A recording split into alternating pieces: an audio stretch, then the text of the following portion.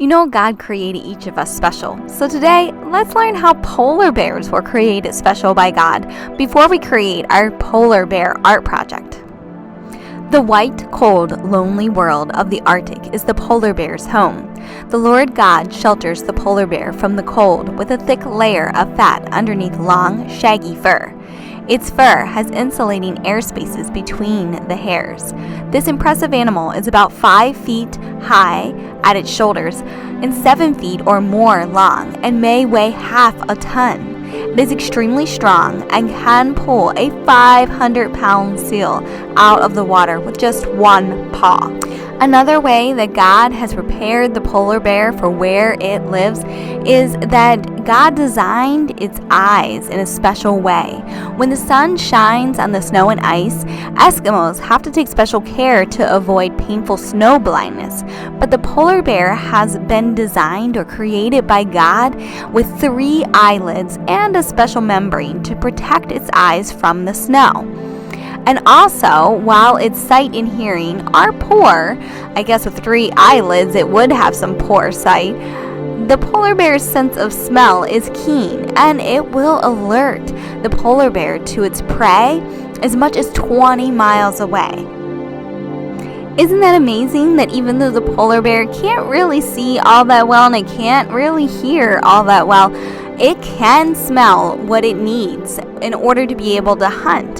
So the polar bear is just very special and unique. And, God created bears, but then he decided, well, I'm going to create not just one type of bear, but multiple types of bears. And they're each going to fit their environment special, with its special thick fur and its special eyes and its special webbed feet.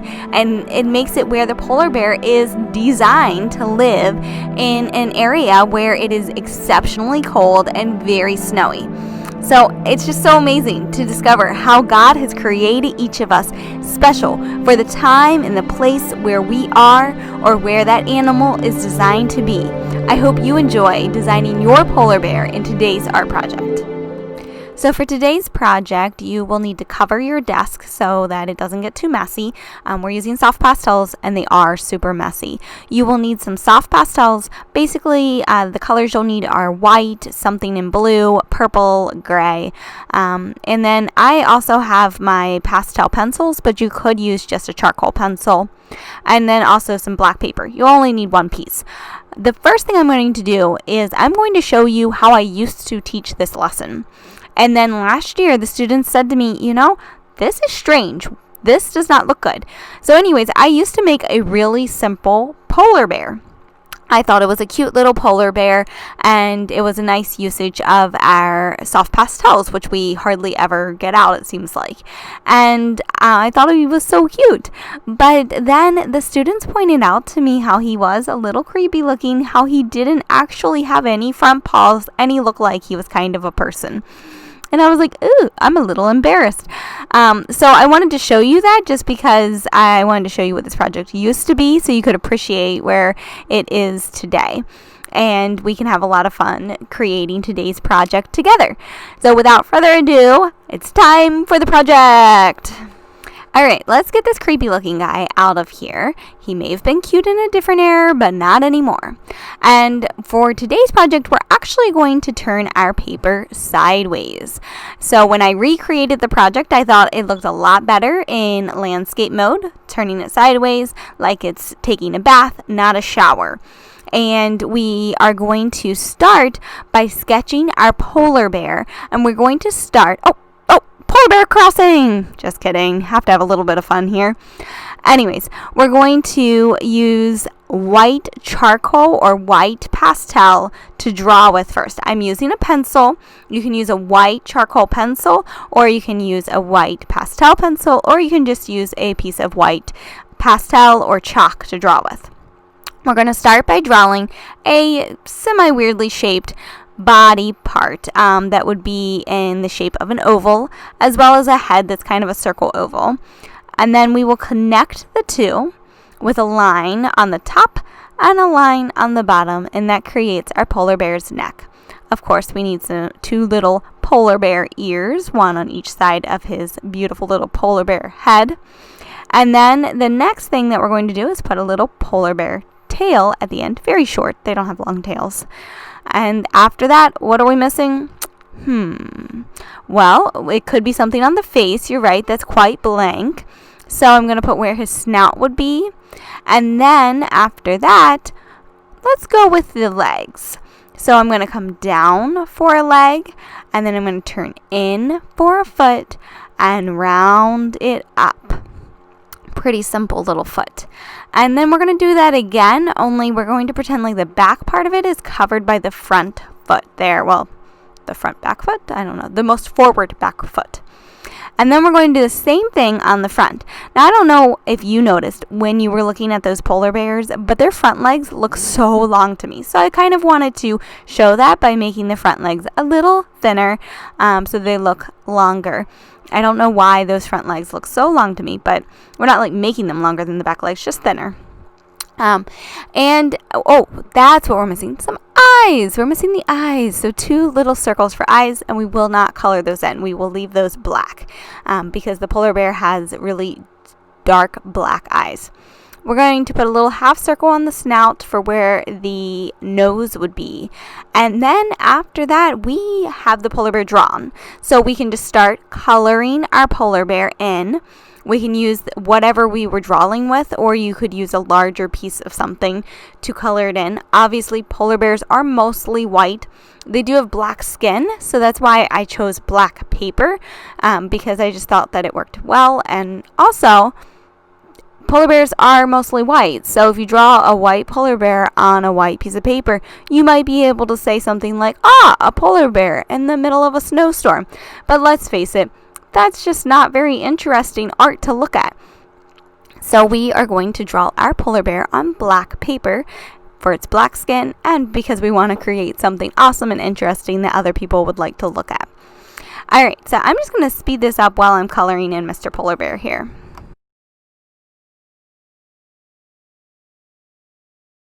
Okay, we're back to real time.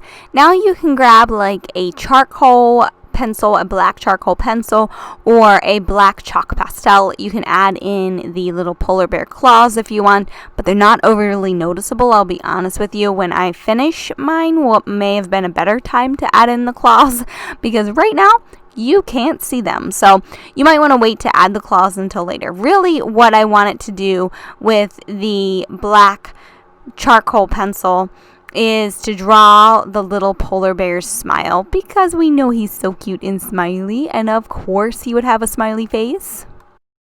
If you would like, you can shade your polar bear with some of that black, and you can do that like under the chin, over his back, along in between like where the legs are, to show the difference between the legs, that sort of thing, to add a little bit of more realistic look to your polar bear. And I just kicked it into the high-speed mode while I did that. Alright, back to real time again. Anyways, I am going to create a background. Now, you do not have to follow me on how I do this background at all. I just wanted to create a background with a little river in it to pretend like my polar bear was going fishing. But you can do whatever you want. Maybe you want your polar bear near an igloo, or maybe you want your polar bear with a polar bear cub. Maybe you want a snowstorm going on. The other thing I'm going to do, because I absolutely love it, is the Northern Lights, the Aurora Borealis. I have never had the privilege of seeing that in person, and so someday that is a hope of mine, although I hate the cold, so it might be hard to actually get there. Anyways, so I'm first taking a little bit of light blue and putting that down for where I want my little river to be.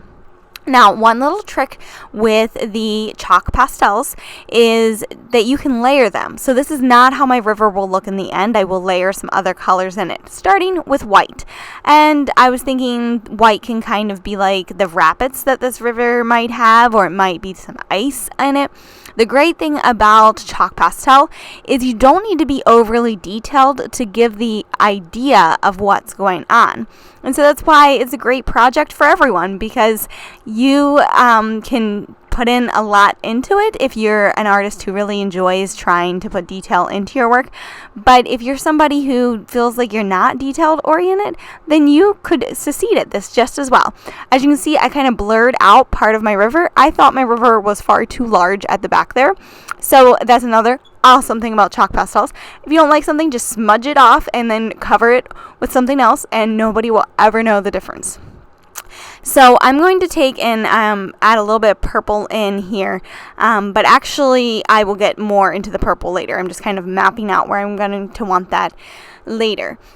And I'm going to add a little bit of white along the banks here of my river. You may have noticed that I just quickly turned my paper there. I did it again.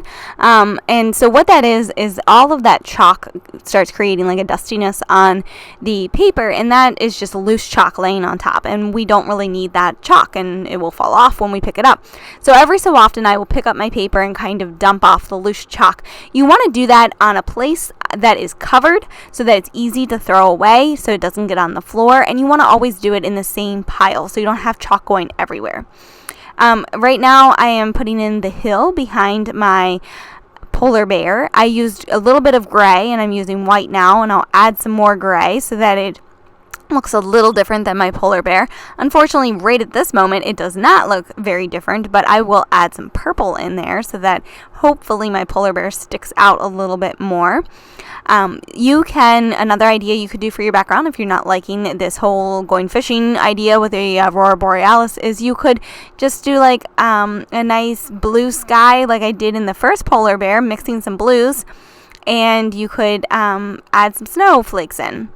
Now I'm finally putting my mountains in the background, and I love the look of purple mountains. I don't really know if you've ever seen the mountains looking purple. If you look at the mountains far off in the distance, oftentimes they have a bluish purple look, so I love making my mountains purple. And I am also adding a little bit of brown to the edges of my polar bear because I noticed that brown is a little bit on the edges of their white fur, and I thought it would help it stand out. And next I'm starting on the sky. Now I have sped this up because I want it to not take up all your creativity time.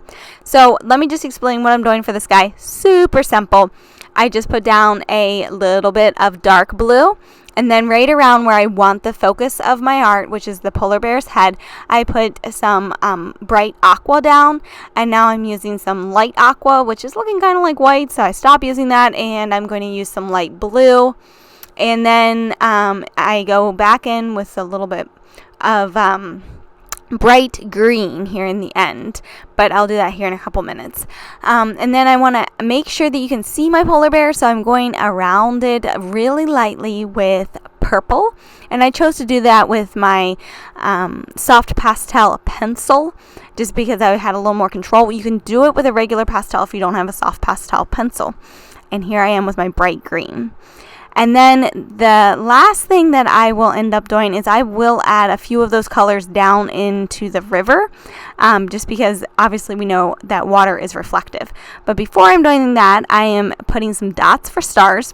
You know, obviously, if you're seeing the aurora borealis, there would be like some kind of starriness going on behind it.